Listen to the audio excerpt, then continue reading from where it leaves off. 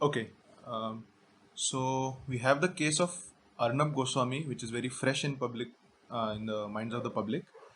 Yeah. So I have with me Prashant, and he's an advocate, and I invited him to get a little clarification on some matters regarding Arnab's case, and to basically answer a few questions that were going around, especially on Twitter. So let's just start this. Um, I have questions regarding three major issues. First is the background of the 2018 case that was there on Arnab. The second is how, why is Arnab's arrest illegal, if at all it is? And the third portion of this discussion would be how is Arnab's case different from, say, what is being said on Twitter and other places? Like, how is it different from the arrests of five people from Elgar Parishad violence that happened 2 years ago in Bhima Koregaon? So let's just start the discussion. So, hi Prashant. Hi, Amok. Yeah. So, At the outset, sure. For what is may I it? begin? Before dwelling into this particular matter, I Yeah. would like to congratulate you on your this endeavor of YouTube channel. Thank I you. have listened to your previous videos in which you are trying to dwell into the matters which are, even though very common, very old, however, not properly or enough discussed. I personally encourage law students or who are inclined toward this field to at least go through to have a good advantage from the very beginning. To go through your audio or Thank podcast. Thank you. So I congratulate you on this. Now coming back to the topic, the first question is about the dynamics of the 2018 306 case. Yeah. 306 is abetment of suicide. Yes. Now, what is abetment of suicide? We have to first of all understand. Yeah. Now, if a person just is pretty much depressed, we do not know. We meet a lot of people every day, and we do not know how our normal or subtle or slightly rude behavior may be taken by the other person. We do not know, and our simple rudeness can be exaggerated, and a depressed person may take it in a very different way. So, when we say abetment of suicide, the action of abetment must be to a particular degree that it can drive a person or it can push a vulnerable person to take a decision of ending his or her own life. Now, the word they use it is direct and proximate. Okay. So, if I'm trying to encourage a person, I know if a person is mentally weak or is under pressure or is emotionally vulnerable, and I'm giving him such kind of ideas, that is abetment of suicide. Or if I have trapped someone in an extremely abusive and unavoidable situation in which the person is mentally pushed to take his life, Okay. that is abetment of suicide. Not making a payment by no stretch of imagination can be classified under this particular section. Now, Arnab's company had a agreement with the person who committed suicide, some Nayak. Yeah. And this is a commercial transaction. This is a commercial transaction which is completely detailed. It is written. It is contract based. They have an arbitration clause. They have in any particular building construction or renovation contract, there is a design which dictates that what percentage of payment has to be done in proportion to the amount of work completed. Yeah. Now, what they follow is that they retain some amount of money, 10%, 15%, depends on the contract, and they release it only after the complete satisfaction of the work. Completely, when the BCC, we call it BCC, Building Completion Certificate for Okay. societies and buildings. Mm-hmm. So when everything is done, they release a pending payment Okay. to the builders. Now this is also a similar agreement. It is a matter of record and also admitted by the person who has committed suicide, and even corroborated by several documents that Arnab's company had made the payment of some 4 crore something. The amount it is from different source we hear a slightly different amount, but Okay. everyone agrees that 90% of amount was paid, and only 10%, which is amounting to 83 lakh rupees, was pending. Okay. And owing to some defects, the said amount was retained. So Mr. Nayak had every chance, every possibility, every legal remedy available to him to recover the amount if there was no defects, and the amount was illegally or unlawfully or in contravention of the agreement in question was retained by Arnab's company. So he had the legal remedies. So instead of opting to a legal recourse, if a person just decides to end his life, that makes no sense. That is not a crime done by Arnab in this scenario. There was no direct communication between them. Okay, so No direct communication has ever been established.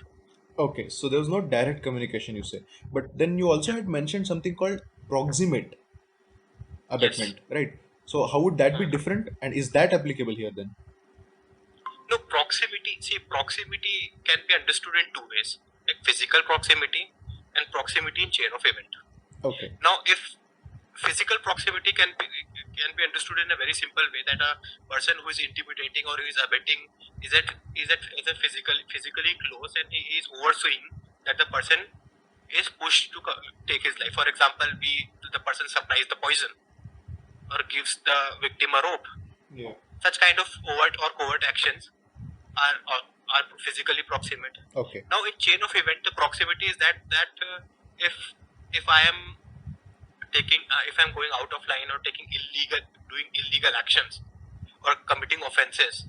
For example, if I'm slandering someone, I'm making fake allegation. For example, there are such offenses in which some people morph pictures of females and they leak it online. Now the girl in sheer pressure of shame and family pressure, that if such kind of pictures are leaked, she will have no respect left. Now under that kind of pressure, a girl commits suicide. Now that is a proximity chain of event. Okay. Now the guy may not be physically close to her, but he procured the pictures, did a crime, and pushed her to death. Now that is proximity chain of event. In this particular case, the chain of event is entirely legal. Now, for example, if I am representing a client and I'm dependent on the court, how the court takes the evidence, interprets the evidence, and court decides against my client. Now, if my client decides to commit suicide while writing a suicide note naming me and the judge, now can 306 be attracted on us? Yeah, I understand, because some people have also made the point that there was recently, I think, two workers in the ST bus service, I think, Bus of Maharashtra. conductors. Yeah, they committed suicide and they named the state government in their suicide note. And I think Arnab's lawyer, Harish Salve, I think he actually He has argued the quoted this. point that should the chief minister then be arrested just because this is the case. So I suppose that's an interesting thing to think about. Even though both cases are not good enough to attract 306, yet I would go ahead and say that this case in which a bus conductor had committed suicide is of bigger degree than Arnab's case. Okay. Well, Because a person is the bus conductor is a poor person. He has to take care of his life and his family, and he is being deprived of one of the most essential asset, that is his salary. yeah. And he has been pushed. If we compare it with the other person, he had assets. There was no question on his daily livelihood.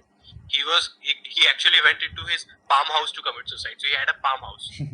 So his daily life was not in question in that particular case. Yeah, so now if we compare this, so I think I have made my point on this. Yeah. And I suppose, as far as I remember, there was also this thing that the person who committed suicide, he was owed money by a lot of people. I mean, he owed money to a lot of people. He was in debt. Right? Yeah, he was in debt. Yeah. Yes. So that is I think that should be sufficient for any layperson to understand at least what the 2018 case was about. And the second thing that I was talking about was Arnab's arrest and the legality of his arrest. Because from what I understood from some remarks that I saw on social media, it was that for the reopening of a case, there has to be approval, unless there is new evidence. And I think even if there is new evidence, you still need approval from a court. And since that was not procured before Arnab was arrested, that his arrest itself is illegal. That's what my understanding at this point stands at, and I would like you to clarify on that, please. This is not the complete picture, Amog, here. Let me explain. When a crime is committed and an FIR is registered, the complete jurisdiction for collecting evidence and investigating the case is within the hands of the police. However, whenever an FIR is filed, it has to be reported before the magistrate immediately. This is a rule of procedure. Not Okay. everyone knows about it. Okay. And so after the FIR is intimated to the magistrate doesn't read it. A copy of it has to be filed. That's all. Okay. Judicial magistrate doesn't go into this. It is because the magistrate doesn't get a jurisdiction on an FIR unless a final report has been filed. Okay. So the police had complete, unassailable, unquestionable jurisdiction in the matter when the FIR was registered. Now they conducted the investigation, and I think I have reasons to believe that the investigation was carried out fairly. And since no evidence or direct link was found, a closure was filed. Yeah, so you're talking about this 2018 case, right? So there was no evidence found and a closure report was filed. Yes. Okay. Now I'm trying to explain how the arrest was illegal. Okay. There are more reasons for the arrest being illegal. I'm dealing with the first reason. Okay, sure. So let me get into a little bit of technicalities. Yeah, please. A magistrate gets to take cognizance of a case by several methods. For example, by the report of a police, final report, चालान जिसको बोलते हैं हिंदी में, final report. Other is by the complainant or by suo moto. Suo moto means by his own action. If something is happening right in front of him or her, he can take cognizance of that. Yeah. So in complaint cases, I'm talking about first of all in complaint cases.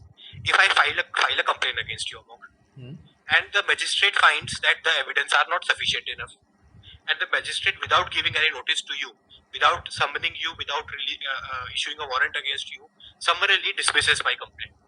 Okay, I'm telling you what the law is right now. Sure.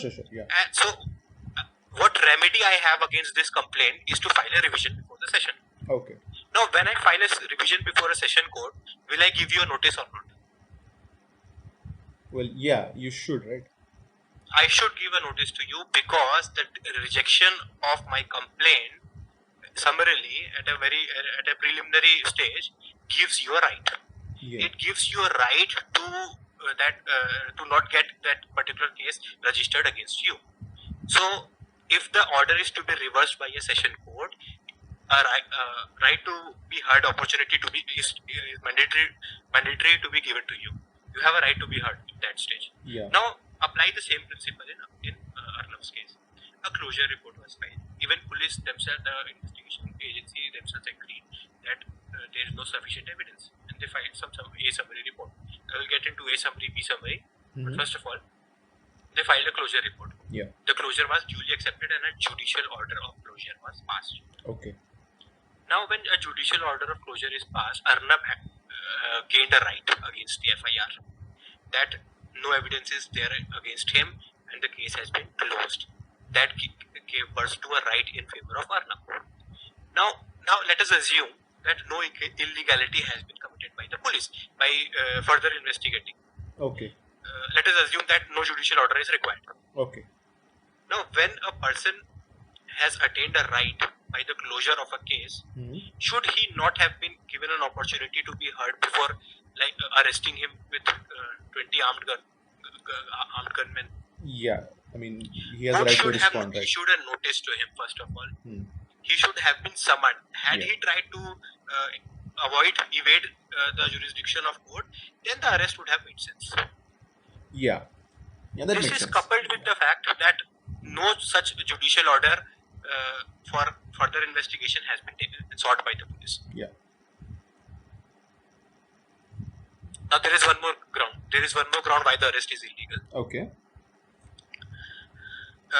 We have discussed that the court should have summoned him instead of directly arresting him. Yes. Second, everybody knows that there is no judicial order because when the closure is filed, a judicial order has been made. The work of police ends there, and the entire file or entire case file has been submitted into the court, and the court has jurisdiction over the case file.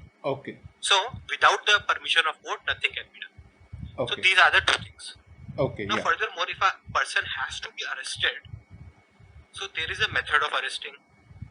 He should have been given a notice Yeah. before taking him into custody of charges. He should have been allowed to make a call to his lawyer immediately. Yeah. He should have been, because it's winter, he should have been allowed to wear his shoes, Mm-hmm. take his medicine if any medicine is applicable.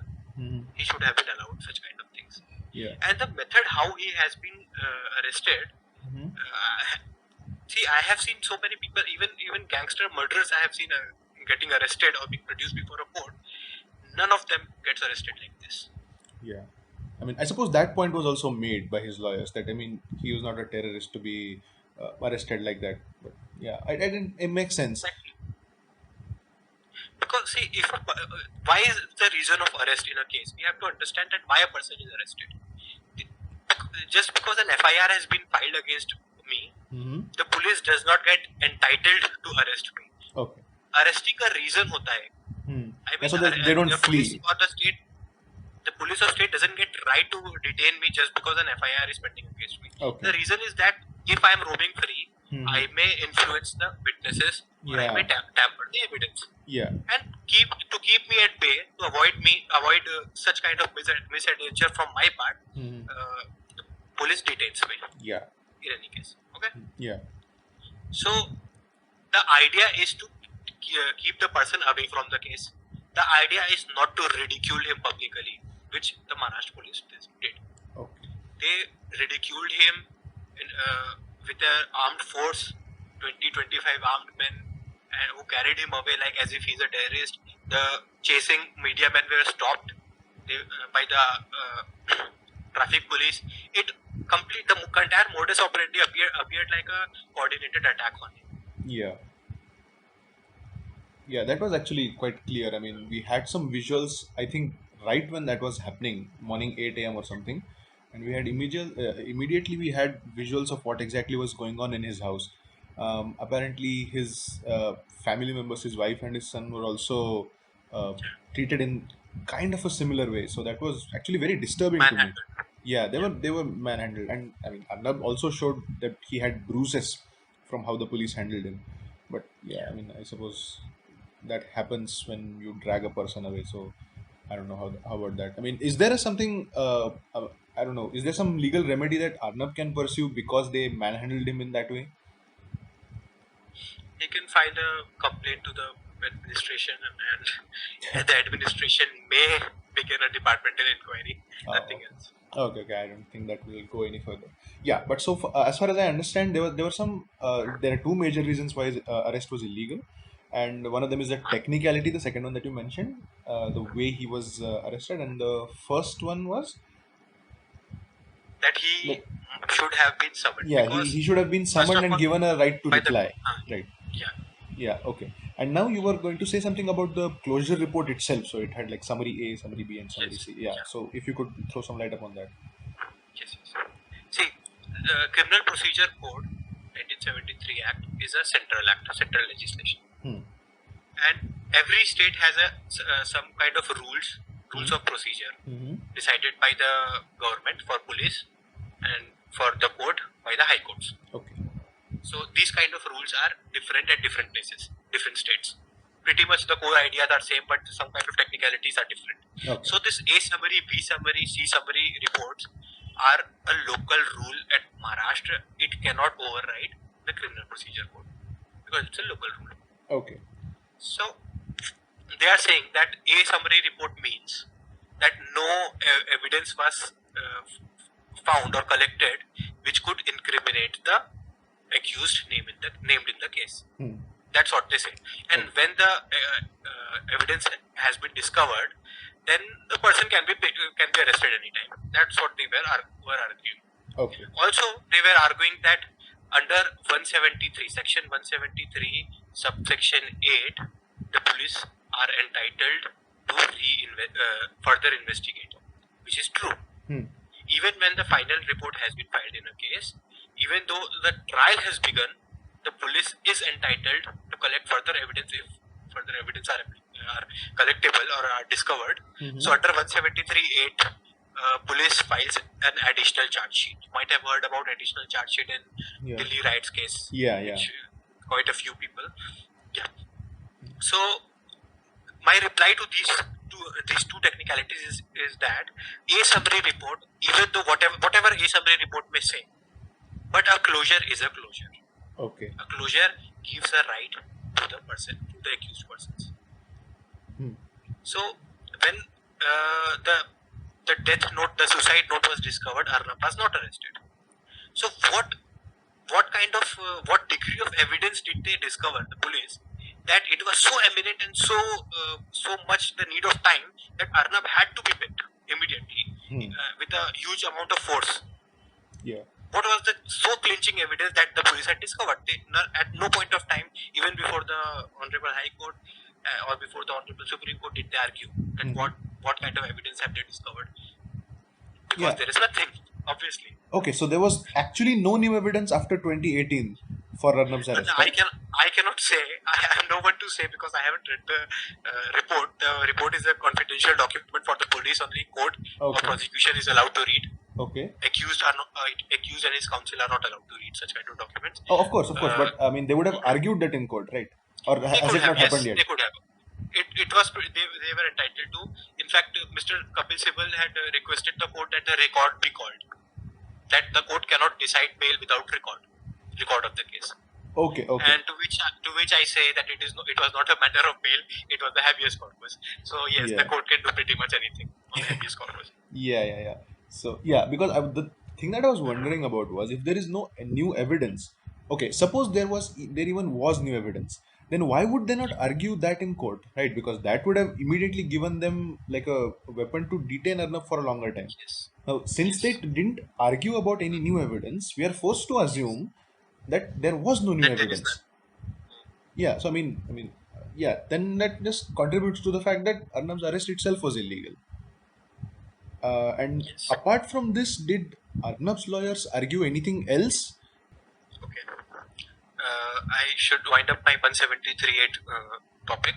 Okay. 173.8 is regarding the further investigation while the case is pending. It does not apply in the case in which closure has been filed. Okay. So their entire argument on technicalities of 173 is on false pretext, and it is per incuriam, contrary to the law. Okay. Now, the further what they have stated, that as per the Police Act, Maharashtra Police Act or the Indian Police Act, I don't know, the ministry had the power or the state had the power to require investigation in a case. Now, let's get back to basics of executive, legislature, and the judiciary. Very basic thing, that none of them will try to interfere in each other's work. So, when the final report of requesting closure has been filed before a magistrate, then and when executive wants to carry on an investigation, the executive is no one to overrule the order of the court. Okay. However small a court that be, in fact even a tehsildar. Tehsildar is also a court for certain revenue matters. A very small court. Yeah. Even in fact, the chief minister of a state or prime minister of India cannot set aside a judicial order of a tehsildar. He cannot. Okay. It's a judicial order. Oh. Only the judicial hierarchy or only the judicial hierarchy can set it aside in a judicial way. Okay. So, when the closure has been accepted, no minister, no mantri or no officer of the Maharashtra government was empowered to make such kind of order. They were pretty much empowered to move an application to that effect, praying the reopening of the case on the basis of new evidence, and the court would have allowed. Okay. They were in a hurry, they were in a hurry to detain him before Diwali, send out a message. That is why they did such kind of procedural lapses a lot. There are so many latches in these proceedings which gave advantage to Arnab. Yeah. Which we are glad that the Honorable Supreme Court has paid attention to. So this was the technicalities that they were using before the Maharashtra High Court. Okay. Yeah. And for now we have missed one important thing here. Okay. The assembly had sent him a notice. You might remember that. Okay. Which was challenged before the court. Okay. Breach of confidence. Not confidence, I think. Privilege. Yeah, breach of privilege. Breach of privilege is a proceeding of a assembly or a parliament in which they are allowed to talk about anything. They have pretty much all the liberty that they can, even no defamation case can be filed on whatever is said in the assembly or parliament, Okay. any legislative house. Hmm. So they discussed about this, and in the assembly itself, the Home Minister of Maharashtra has stated that I will see to it that the investigation is carried out against Arnav. He has said that on record, and a breach of privilege notice was served to him, giving him only 10 minutes of time to appear himself before the assembly. He was to approach the Honorable Supreme Court. Then the Assistant Secretary of Assembly has issued an intimidating letter to him. How dare you go to Supreme Court? You cannot go to Supreme Court. I don't know Yeah. the contents precisely, Yeah. but yeah, it was Yeah. pretty much to that effect. Yeah. Yeah. The I Honorable remember that letter Supreme as Court well. took it Yeah. extremely serious. The Honorable Supreme Court has taken a very serious note of this. That how can you stop an individual from approaching us? Who are you to stop us from my citizen to approach me for justice? Even in the most frivolous or vexatious or mundane or in fact a prima facie extremely ridiculous matter, a person is entitled to approach a court. It is up to the court to decide whether it will interfere in the matter or throw it out of the court, whatever. Okay. Okay. No Yeah. one else. No one else has authority to do that. Yeah. So assembly must. So on when we try to look at the grand scheme of things, everything together, then Maharashtra government has lost it. Okay. Maharashtra government has absolutely lost it. When habeas corpus matter was pending before the Honorable High Court of Maharashtra, another petition was pending by Hansa Group. Yeah. And Hansa Group on affidavit has stated that Maharashtra Police, Mumbai Police is summoning their officers and coercing them to give evidence against Republic TV. Yeah. This is Now, against what that more? TRP, fake TRP scam, right? Yes, fake TRP scheme. Okay. Yes. Yeah. Yeah. Now, what more the Honorable Judge needed that the machinery, that all of the machinery of the state has been pulled together to bring this man down. Yeah. This was apparent. This was completely clear. Yeah. Yeah, and I'm happy that you used the words habeas corpus, because I mean, since you used it, I feel a little more confident when I use it. In the previous monologue that I did on this very podcast, I actually spoke about some individual liberties and where they come from. So, and as we discussed some time back offline as well, that it actually starts with the Magna Carta, and then that's the basically the history of habeas corpus and why it is actually important. So it's against, I mean, it is basically a protection of citizens from illegal detention. One of the parts of that is that. Am I right? Yes. Yeah. Because So state is the ultimate franchise. The state is the ultimate company or the entity which is, and we are one of its assets. Now, yeah, if the state one day decides that we are completely expendable, then what will we do? Who will protect us? exactly, exactly. And the courts are the institution which are supposed to do that. And the Honorable Sri Chandrachud ji has stated that the High Court should remember why they are sitting there, Yeah, why they have been made functional. yeah, exactly. I mean, because one of the things about liberal democracy, why it is so successful, is it is that the state has monopoly over violence. But when it tends to get a little problematic is when the state itself misuses its powers. Yeah. And habeas corpus is basically a protection against that misuse of power. Yes. Yeah, so that was something that I actually wanted to stress upon, and I'm happy that you mentioned it. And according to that, and according to many other technicalities as well, we can safely conclude that Arnab's arrest was illegal, irrespective of how Yes. much merit the actual old case may or may not have. His arrest itself was illegal. So I think we've Yes. established that. And was there any other aspect that you wanted to clarify before we move on to the third section? Let's maybe it will dawn upon me while talking. Okay, sure, sure. We should move to the next topic. Sure, okay. So then the third thing that I wanted to ask for this particular conversation, it is that people are already drawing comparisons between this case of Arnab and some other people who have been arrested under different charges in the past. So, for example, the five urban Maoists, urban Nakshals, who were arrested a couple of years ago, almost 3 years ago now, from no, in connection with the Bhima Koregaon violence that happened on 2018, 1st January of 2018. And those people are I think Varvar Rao, Gautam Navlakha, and Sudha Bharadwaj, and all of those people. And some people on social media have actually started, even they have even written articles about it, and they keep reiterating this point over and over again. It is that Arnab is being favored, and all of these people who, according to them, are only advocates for human rights and poets and all of that, they are actually being treated worse. My question with respect to that is that comparison even valid, or is it a false equivalence, and why in either case? No, if two cases are similar in nature, then to say that two cases are similar in nature, we should first of all see the legal status Yeah. of the two different cases plus the impact. And we can also look into the role of the state if you want to. In Arnab's case, the role of state government is pretty much clear. No doubt. No need of further discussion, I think. Yeah, we've Now, established. if we look at Gautam Nolakha or other detainees, now the charges against them is pretty much serious, Yeah. and we have several videos resurfacing every now and then, in which Mr. Gautam Nolakha can be heard saying extremely outrageous comments against the state. By state, I do not mean government. I mean India. The state of India itself. Now Yeah. he's asking, yes, he's asking people to hoard guns, be ready for violence. A person who is a educationally qualified, a learned man, who has impact on, who can have exercise impact on young minds, students, who has a fiduciary relationship with his interns, his juniors, his the person or whoever person he is mentoring. Yeah.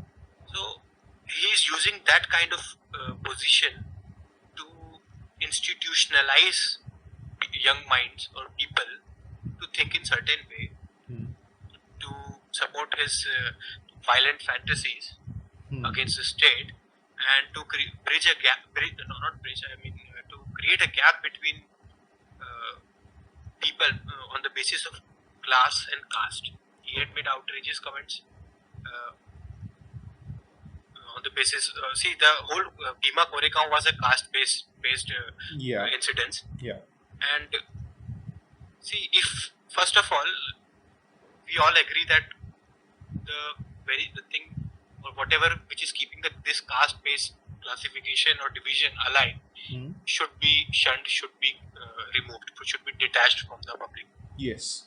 In every Absolutely. way. Yeah. Now, if a person is going out and pointing out caste of people and how one deals with other, instead of resorting to legal remedy, which is pretty much available to everyone, Yeah. instead of resorting to that, if a person is calling for violence on this, how can you defend that person? Exactly. Yeah. This is his conduct. Now compare it with Arnab. Arnab is exposing. If Arnab is lying on media, on his channel, then all the remedies are available to the people who are affected by his so-called lies. They can take action against him. Yeah. What can he do? Yeah. So basically, So they can these sue are him two for separate defamation. Now comparing the case. Hmm. If we are to compare the case, Arnab, soon after getting arrested, filed a habeas corpus. Yeah. He filed a bail also before the magistrate, and no fixed date was given to him, so he withdrew the matter and moved for a habeas corpus case. And when interim relief was rejected, was not given to him, he immediately challenged the said order before the Honorable Supreme Court under special leave petition. Yeah. In which the Honorable Supreme Court has allowed his interim relief. Now, if I sit here and I do not resort to my legal remedies, should I complain about the person who is getting remedies because he applied? Now, first of all, we have to see whether these people applied for a remedy or not. Okay. Yeah, that's true. Yeah. How did they apply to the remedy? How did their lawyers planned the case? How they presented it before the court? What degree of evidence is available? Because Arnab's case has become completely transparent now, thanks to live law and bar and bench. Yeah. They have given complete detail of the matter. In fact, the Republic TV themselves have time and again quoted what kind of arguments are being made. Yeah. The state was completely spellbound. The state had nothing to say, nothing to counter. Yeah. apart from few very mundane technicalities, they had nothing to say. Yeah. They had absolutely nothing to say. So it is established, and everyone knows that the 306 case will not sustain before a trial court. Yeah. And I don't think it will even go to a trial. It will be quashed by the High Court.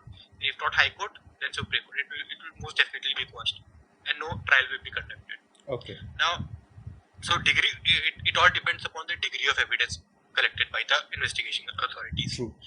And the courts must see while entertaining a bail if the arrest is illegal. If arrest of Mr. Gautam Navalakh Khan and his team is illegal, they are pretty much they have the right to challenge the same. Have Yeah. they challenged the arrest on ground of being illegal? Maybe the arrest is not illegal. Yeah, I mean, They as far are as I pretty know, much entitled to there apply. are some evidences of speeches being given. I mean, by at least a few of them, if not all. I mean, Gautam Navalakha is definitely one of them, I think. But the thing is that there is evidence to say that they incited crowds and they were inflaming like passions during Yes. a riot-like situation. So I think that's a kind of a critical distinction. I think between That's a the damning evidence. yeah.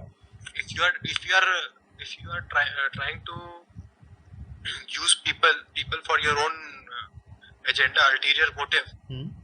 and you are instigating people to take certain kind of actions which will hurt physically or the properties of the people, and if there is a sufficient evidence on record, how can a court release such a person?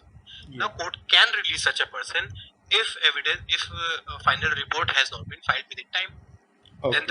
Then it is called default bail, Yeah. and the person gets entitled to, it becomes a right of the accused to get a bail.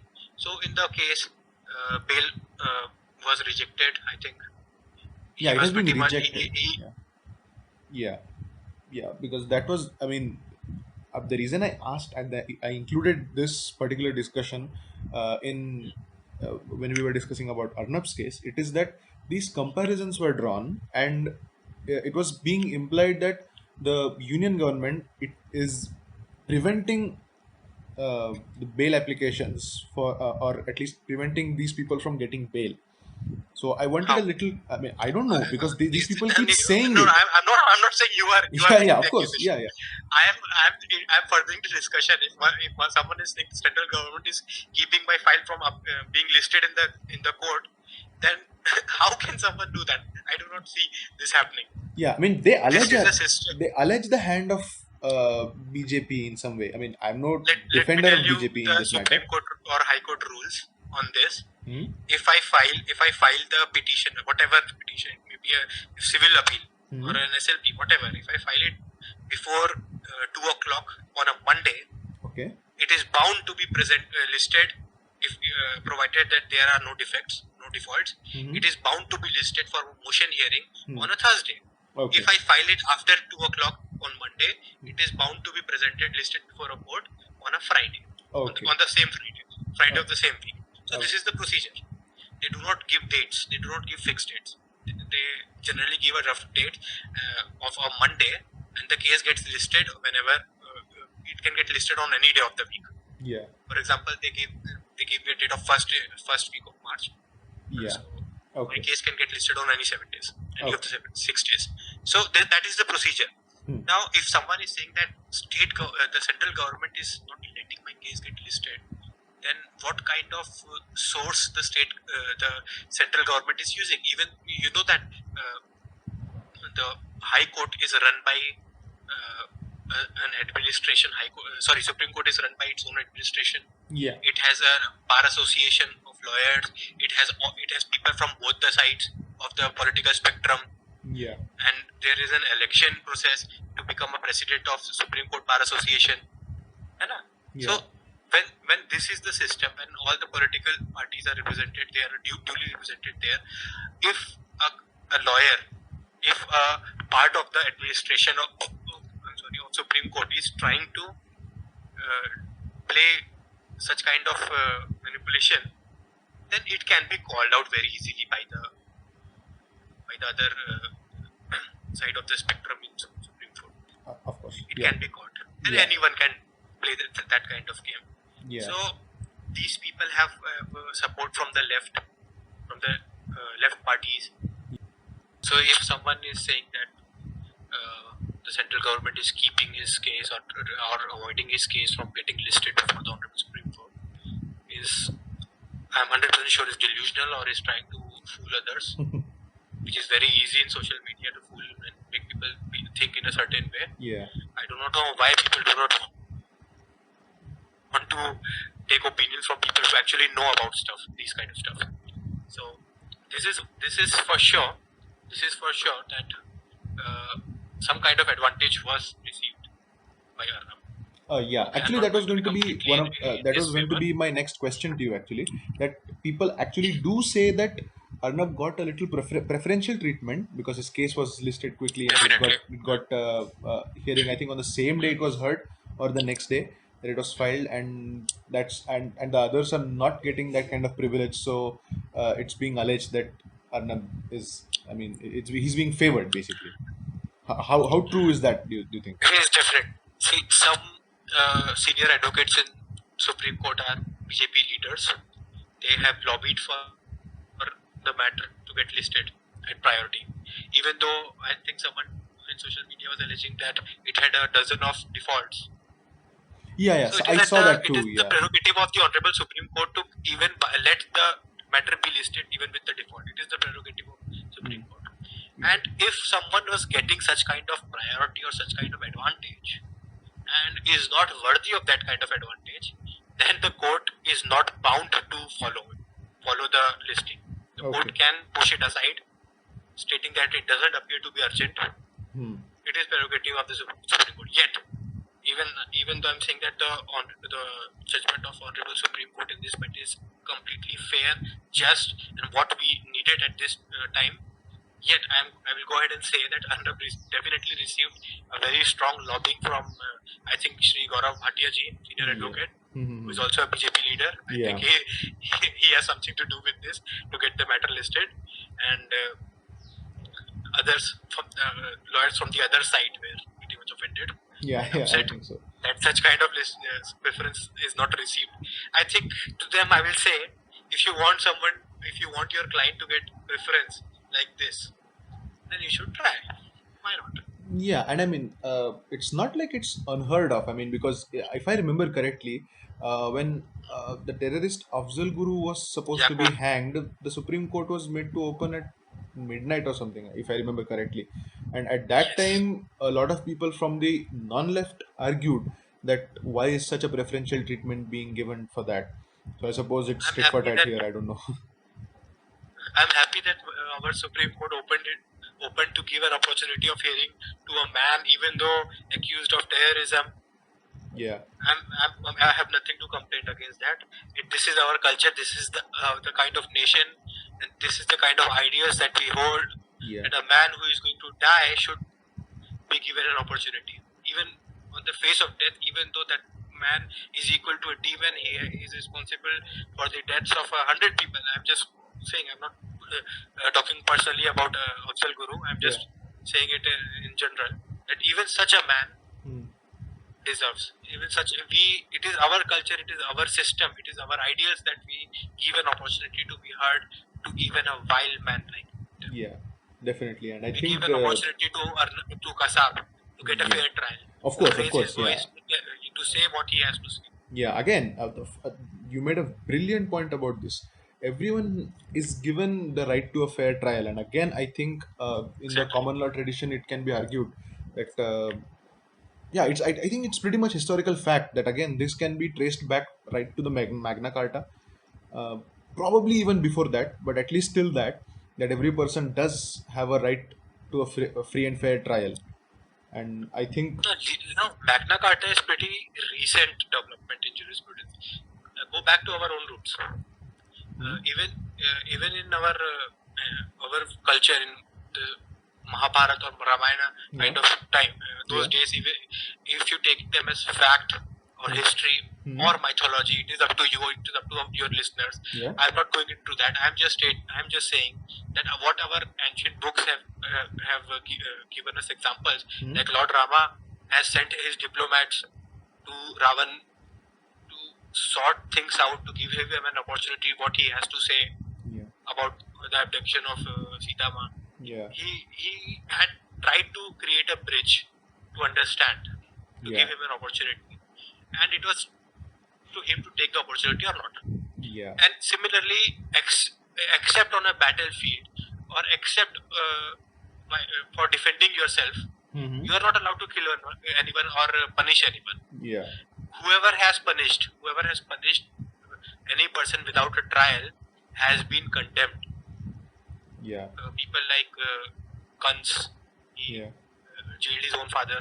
Yeah. So even though that was a political imprisonment, yet these people are condemned. Yeah. Because Sure. a fair procedure has been a root of our culture. No person was ever condemned or punished without giving a due procedure to be heard or to make his point or to show that he was on the right path of dharma. He was acting contrary to the established norms which were followed back then. Sure, of course, of course. Yeah, I mean, I just mentioned the Magna Carta because from that follows the common law tradition based on which Indian law is framed. But yeah, I mean, I'm happy Yes. that you gave an example from our own traditions, and I think we all should consider ourselves lucky that we are inheritors of such a great, tradition of not just jurisprudence but in general morality as well. So, I Yeah. mean, I think that should conclude our discussion, and it was a great discussion. Thanks, Prashant, for joining me. And maybe Thank you in the for future as inviting well, me. maybe you might be open to discussing some other cases as well. I mean, Yes. if Yeah, yeah. something comes up, Very much. I can reach out to you, right? Yes. Sure. Thank you, Amar. So, thank you, Prashant.